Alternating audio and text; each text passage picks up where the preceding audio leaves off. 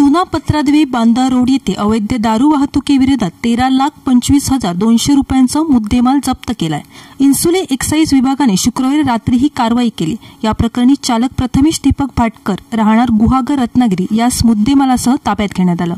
सदर कारवाई निरीक्षक भानुदास खडके, दुय्यम निरीक्षक प्रदीप रासकर, विवेक कदम, धनंजय साळुंके, जवान रणजित शिंदे, दीपक वायदंडे, सागर सूर्यवंशी, अभिषेक खत्री यांनी केले। पुढील तपास दुय्यम निरीक्षक प्रदीप रासकर करीत आहेत।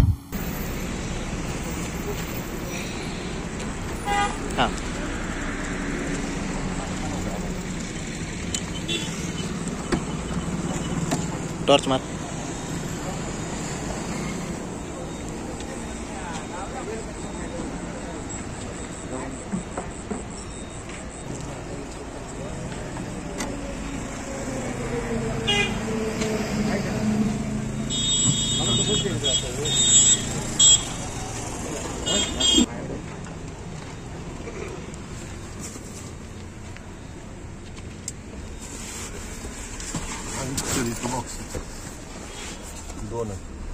लाइट दाव ना।